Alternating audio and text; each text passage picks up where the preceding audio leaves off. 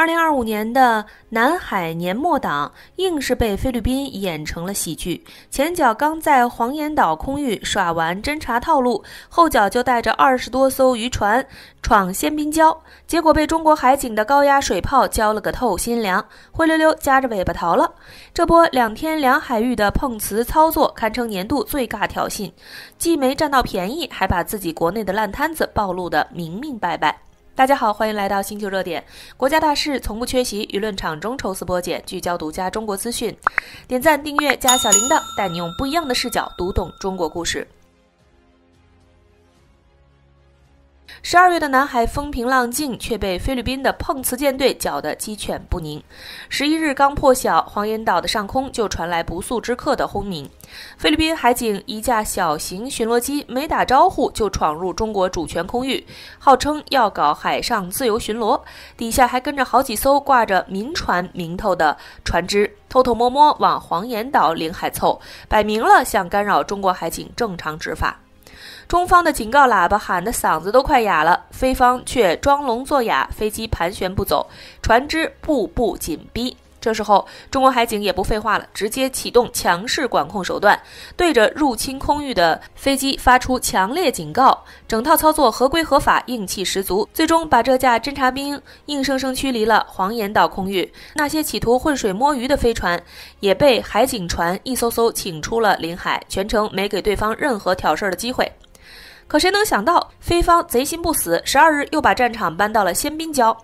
這次陣容更豪華，菲律賓海岸警衛隊的 MRRV 4403、MRRV 4411兩艘巡邏船親自帶隊，身後跟着近20艘漁船，浩浩蕩蕩往仙賓礁東南側20多海里的彭博暗沙附近闖。更有意思的是，菲方還特意安排了 ABS、CBN 電視台的記者隨行，架着設備準備現場直播，想把自己打造成對抗大國霸權的受害者。但現實很快給了他們一記響亮的耳光，中國海警21562艇、21559艇早就在現場嚴陣以待。5204艇和23519艇在周邊警戒，形成密不透風的防控圈。面對菲方無視警告的強闖，中方直接祭出大殺器，高壓水炮，瞬間2道水柱如同白色巨龍直衝天際，精準朝着菲方船只噴射而去。從菲方公布的畫面能清晰看到，在水炮的強大壓力下，飛船根本毫無還手之力，船只被衝得左右搖晃，甲板上的人只能抱頭躲避。中國海警還特意釋放了艦載工作艇和執法小組抵近，一來防止飛船被衝得失控撞上常年沒於海平面下的彭博暗沙導致沉沒，二來也能精準切割那些非法錨泊的飛船錨繩。最終在水炮的持續壓制和執法人員的果斷處置下，所有入侵的飛船都狼狽逃竄，留下2艘被水炮打得傷痕累累的船只和3名受傷的船員灰溜溜地退出了中國領海。這場驅離堪稱教科書級的操作，既守住了國家領土主權，又保持了最大克制，沒開一槍一炮，全程合規手段反擊挑釁。而菲方精心策劃的直播大戲，最後卻變成了自己狼狽逃竄的丟人現場，估計隨行的記者都不知道該怎麼剪素材了。值得一提的是，這已經不是菲方今年第一次搞這種碰瓷直播了。之前在朱碧礁，菲方一架塞斯納208巡邏機打着調查海洋環境的旗號非法飛越，被中方發射3枚照明彈驅離後，還倒打一耙指責中國採取危險行動，誰家調查海洋環境要跑到別人的領海空域來。這種睜眼說瞎話的本事也真是讓人大開眼界。有意思的是，在11日黃岩島摩擦發生時，美國的迪利波里號兩棲攻擊艦就在附近海域活動。這艘搭載着遙式戰鬥機和 F-35B 戰鬥機的準航母本來應該是菲方的定心丸，結果卻全程保持安全距離，眼睜睜看着飛機被驅離，飛船被趕走，連個象徵性的支援動作都沒有。除了準航母，美軍的 P-8A 巡邏機、MQ-4C 無人偵察機也在周邊晃悠，但這些先進裝備從頭到尾都只是旁觀者，沒敢靠近衝突核心區半步。這一幕徹底暴露了美國的真實心態，只想把菲律賓當馬前卒牽制中國，自己卻萬萬不想跟中國發生直接衝突。更打臉的是，美國還搬出了1951年簽約的美菲共同防禦條約。國務卿發言人揮舞着這份陳舊的條約，公然給中方畫下不許反擊的紅線，聲稱菲方船只若遭攻擊，美國會啟動共同防禦義務。可稍微懂點常識的人都知道，這份條約壓根就是模糊不清的空頭支票。條約核心條款裡寫着，啟動共同防禦需要滿足武裝攻擊、符合本國憲法程序等多個條件。但武裝攻擊的定義模糊不清，水炮驅逐算不算？船只擦碰算不算？這些都由美國說了算。更關鍵的是，美國歷史上就多次反悔。1979年明確表示不會為菲律賓在南沙的主權主張出兵，後來又反覆改口，一會兒說水炮算武裝攻擊，一會兒又說得死人才能啟動條約，把條約當成了隨時能改口的橡皮筋。這次中菲摩擦中，美國的表現更是印證了這一點。而面對美國的顛倒黑白，中國外交部發言人林健直接2句話懟了回去：菲律賓是制造海上危險的肇事者，破壞地區穩定的責任方，任何威脅挑釁都是枉費心機，不可能得逞。話不多，卻句句戳在要害上。中方當場甩出了飛船非法闖入的精確坐標，船上違規物資清單和執法視頻鐵證如山，讓抹黑毫無立足之地。菲律賓之所以在南海頻頻上演碰瓷大戲，說到底還是國內的日子過不下去了。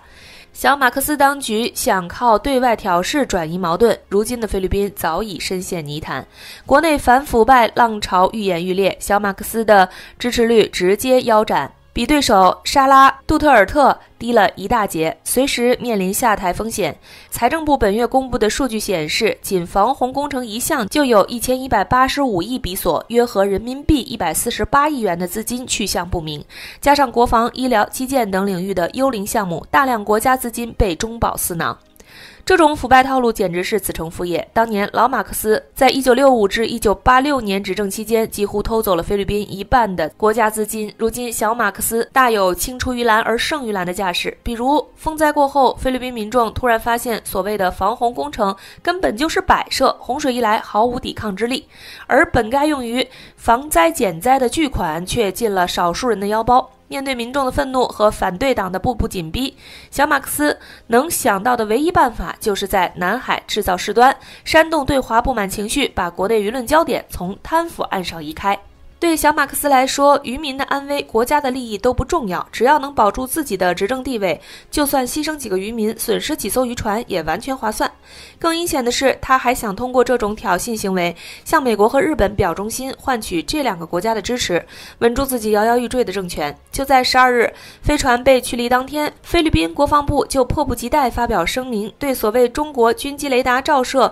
日本自衛隊飛機一事表示深切關注，公然站隊日本。同時還強調菲美日益堅固的同盟關係，生怕被自己的靠山拋棄。小馬克思的如意算盤打得噼啪響，可他忘了南海諸島是中國固有領土，中國捍衛國家領土主權的決心和意志絕不動搖。從黃岩島到仙賓礁，中國海警的每一次驅離都是在維護國家主權和海洋權益，也是在維護南海地區的和平穩定。菲律賓這種碰瓷式挑釁，不僅得不到國際社會的支持，反而會讓自己陷入孤立無援的境地。東盟國家早就看穿了菲律賓的把戲，印尼、馬來西亞的智庫多次提醒，菲律賓的挑釁行為會制造東盟分裂。畢竟大多數東盟國家都想發展經濟，沒人願意跟着菲律賓一起發瘋。自2020年起，東盟就已經超越歐盟，成為中國最大的貿易夥伴。在中美競爭的大背景下，東盟國家都在小心翼翼地保持平衡，就連向來親美的新加坡也只是點到為止，只有菲律賓一門心思往火坑裡跳。更可笑的是，小馬克思還借着美菲聯合軍演的機會，把低風導彈系統部署到呂宋島，以為這樣就能威懾中國。殊不知，這種引狼入室的行為只會讓菲律賓淪為大國博弈的棋子。一旦局勢失控，最先遭殃的就是菲律賓民眾。菲律賓應該清醒地認識到，靠碰瓷中國換不來任何好處，依附他國也得不到真正的安全。與其在南海搞事，不如好好解決國內的貪腐問題，改善民生，修復對華關係，這才是拯救菲律賓的唯一出路。如果小馬克思執迷不悟，繼續一條道走到黑，最終只會落得身敗名裂的下場，而承受這一切後果的，終將是菲律賓普通民眾。南海不是碰瓷者的舞台，更不是大國博弈的棋盤。任何企圖侵犯中國領土主權的行為，都將遭到堅決反擊。任何想破壞南海和平穩定的圖謀，都注定不會得逞。這一點，菲律賓應該牢記，美國更應該明白。好了，今天的內容到這裡就結束了。如果你喜歡小編的影片，還請大家多多點讚轉發，讓更多的人一起見證中國進步。關注我的頻道，這樣既能回顧往期視頻，又不會錯過之後的精彩內容。那我們下期節目不見不散。